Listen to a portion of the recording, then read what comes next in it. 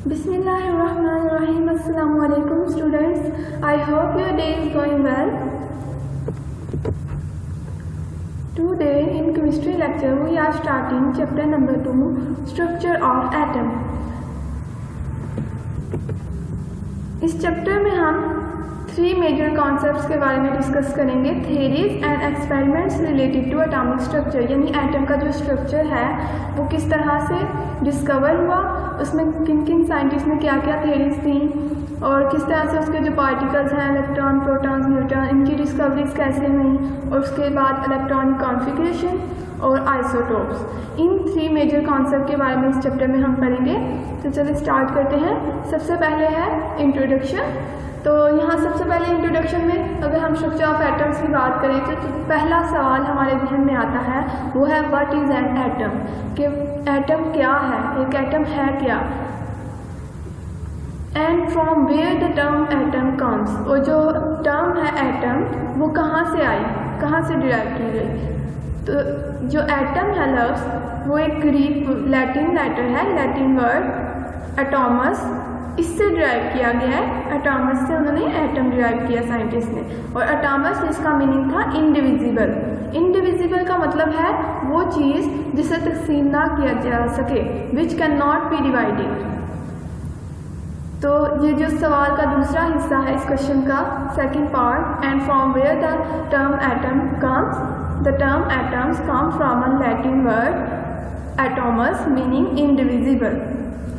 And according to John Dalton's atomic theory, John Dalton एक scientist था, chemist था, उसने एटम के स्ट्रक्चर के मुतालिक और एटम से मुतालिक एक थ्योरी पेश की, एटॉमिक थ्योरी। इसे कहते हैं जॉन डाल्टन्स एटॉमिक थ्योरी। इस थ्योरी के मुताबिक ऑल मैटर, मैटर आपको पता है ना, हर वो चीज़ जो वजन रखती है और जगह लेती है, और anything that has wait and occupies space, उसको हम मैटर कहते हैं। तो जॉन डाल्टन के एटॉमिक थ्योरी के मुताबिक all matter is made up of very small indivisible particles called atom. John Dalton के मुताबिक जितना भी मैटर है वो छोटे छोटे ऐसे पार्टिकल्स जिनको डिवाइड नहीं किया जा सकता उनसे मिलकर बना है, और इन इंडिविजिबल पार्टिकल्स को हम कहते हैं एटम। पहले साइंटिस्ट का यही ख्याल था कि एटम को सिर्फ एक एटम ही है, उसमें फर्दर कोई डिवीज़न नहीं है, लेकिन बाद में मुख्तलिफ साइंटिस्ट ने इलेक्ट्रॉन्स, न्यूट्रॉन्स, प्रोटॉन्स, इनकी डिस्कवरीज की कि एटम के अंदर फर्दर छोटे पार्टिकल्स भी मौजूद हैं। और ये एटम का स्ट्रक्चर है जिसमें सेंटर में न्यूक्लियस है, न्यूक्लियस, और न्यूक्लियस के अंदर 2 चीज़ें मौजूद हैं, न्यूट्रॉन एंड प्रोटॉन। और न्यूक्लियस के गिर्द शेल्स की फॉर्म में, राउंड की फॉर्म में, ऑर्बिट की फॉर्म में, जो सर्कल है इसको हम कहते हैं शेल्स या फिर ऑर्बिट, इलेक्ट्रॉन्स हैं, और ये इलेक्ट्रॉन्स एटम में हर वक्त मूविंग हैं, सर्कल की फॉर्म में ये मूव करते रहते हैं। तो एटम के 3 बेसिक पार्टिकल्स हैं, इलेक्ट्रॉन, न्यूट्रॉन, प्रोटॉन, और सेंटर में न्यूक्लियस है। जो इलेक्ट्रॉन्स हैं उन पे नेगेटिव चार्ज है, न्यूट्रॉन पे कोई चार्ज नहीं होता, और प्रोटॉन पे पॉजिटिव चार्ज है। इंट्रोडक्शन के बाद अगर हम नेक्स्ट टॉपिक पे मूव करें तो नेक्स्ट है हमारा theories and experiments related to structure of atom. अब एटम का जो स्ट्रक्चर है डिफाइन किया गया है, जिस स्ट्रक्चर के बारे में हम पढ़ते हैं वो किस तरह से पेश किया गया कि किन किन साइंटिस्ट ने क्या क्या एक्सपेरिमेंट किए और उन्होंने प्रूव किया कि हाँ एटम का स्ट्रक्चर ऐसा है, उसमें प्रोटॉन है, न्यूट्रॉन है, उस न्यूक्लियस है सेंटर में है, प्रोटॉन न्यूट्रॉन सेंटर में है, इलेक्ट्रॉन साइड में है। तो ये किस तरह से सारा कुछ आज हमारे सामने ये स्ट्रक्चर सामने, इसके लिए साइंटिस्ट ने मेहनत की है, उन्होंने मुख्तलिफ ऑब्जर्वेशंस की, फिर उन पर एक्सपेरिमेंट्स किए और फिर उनके रिजल्ट्स पेश किए, और उसके बाद ये प्रूव हुई, और आज हम एटम का जो स्ट्रक्चर करते हैं ये इस सारे प्रोसेस के बाद आया। तो आज हम इसके बारे में पढ़ेंगे। तो सबसे पहले हमारे पास है डाल्टन्स एटॉमिक थ्योरी, जो डाल्टन की थ्योरी है। तो इसका एक पार्ट तो मैं पिछली स्लाइड में आपको बता चुकी हूँ। तो ये इसके 3 पोस्टुलेट्स हैं, 3 पॉइंट्स हैं इस थ्योरी के। An atom is an indivisible hard dense sphere. सबसे पहले तो इसने कह दिया कि जो एटम है वो इंडिविजिबल है, यानी उसको तकसीम नहीं किया जा सकता, it can not be divided. Second जो बात की गई है वो कि हार्ड है, और एक डेंस स्फीयर है। स्फीयर यानी वो स्फीयर की फॉर्म में एटम की शेप है या उसका स्ट्रक्चर है। सेकेंड पॉस्टुलेट है atoms of same element are alike. Alike mean एक जैसे, सेम। तो दूसरी बात जो इसने की है डाल्टन ने, वो ये कहा है कि जो किसी भी सेम एलिमेंट्स हैं जो उसके जितने भी एटम्स होंगे वो अलाइक होंगे, यानी एक जैसे ही होंगे।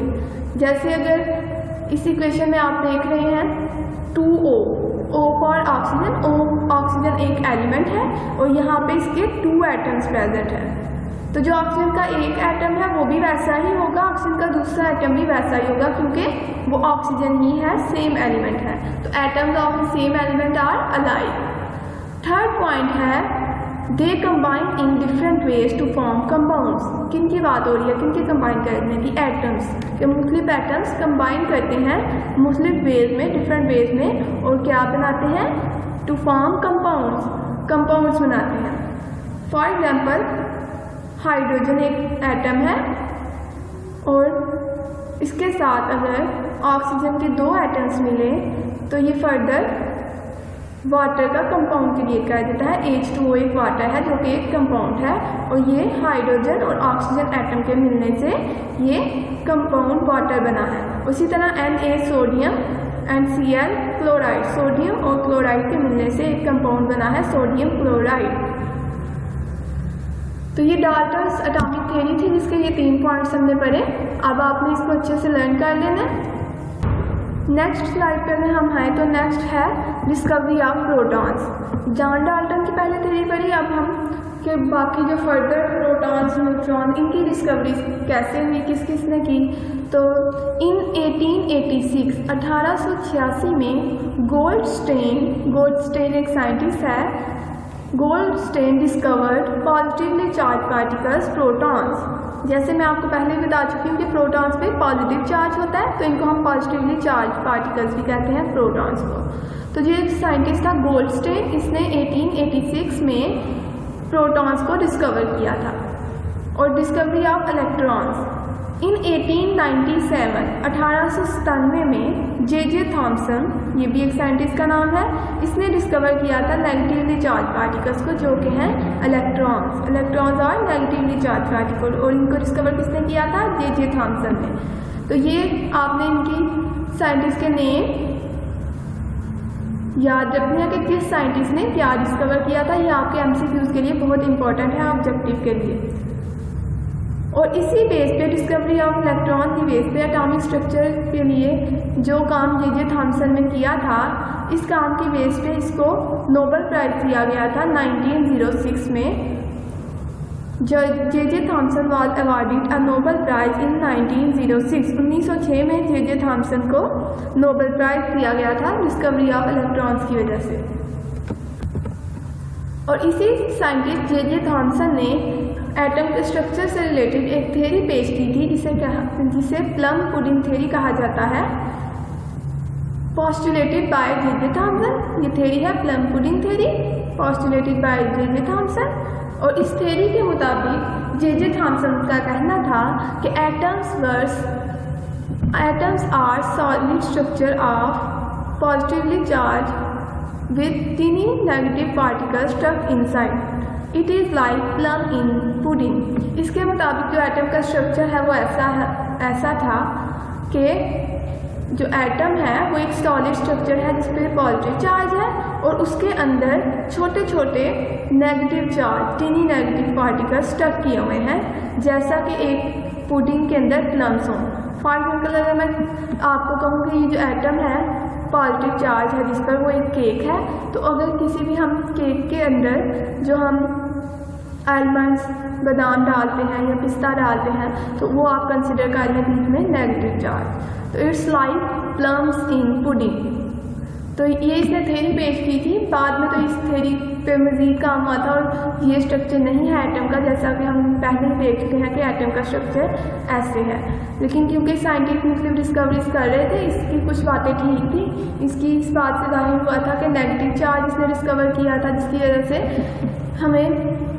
हम पढ़ते हैं कि जे थॉम्सन को नोबेल प्राइज़ दिया गया था क्योंकि इसने स्ट्रक्चर ऑफ एटम्स पे बहुत काम किया।